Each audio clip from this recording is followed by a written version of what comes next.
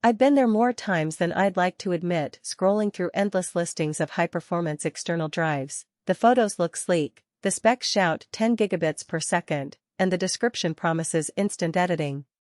Then you pop the thing out of the box, plug it in, and the transfer speeds feel more like a polite jog than the sprint you were counting on. It's that gut-wrenching moment when you realize the hype didn't translate to real work, and you're left wondering if you just wasted a few $100s. Link is in the description if you want to check the product details on Amazon.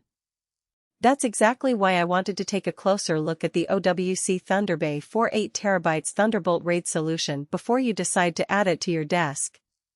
This isn't another generic best external SSD list, it's a deep dive into a chassis that's marketed to pros who need massive, reliable storage that actually moves data fast enough to keep up with Fork Plus workflows. If you've ever hesitated because the spec sheet looks great but you can't picture how it fits into your everyday editing, backup, or archiving routine, stick around.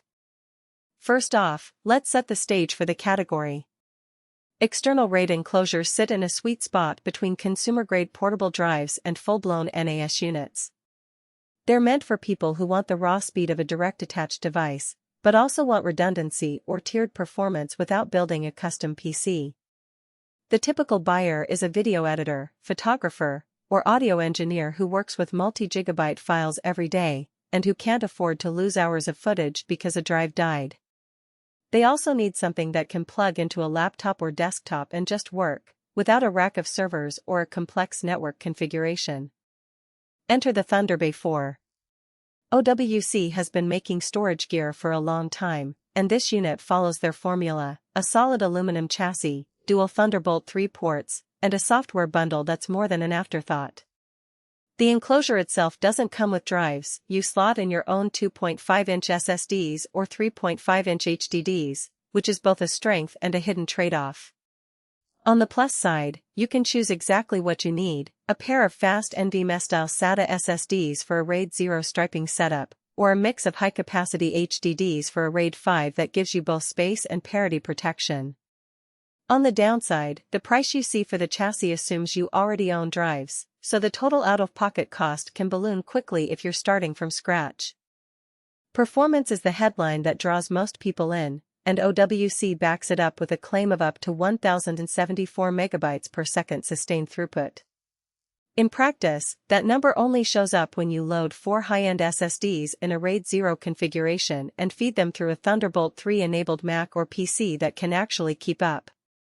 I've seen users report real-world copy speeds of around 900 megabytes per second when moving 4K ProRes files from a pair of 2 TB SATA SSDs, which is plenty to keep a timeline running without hitch.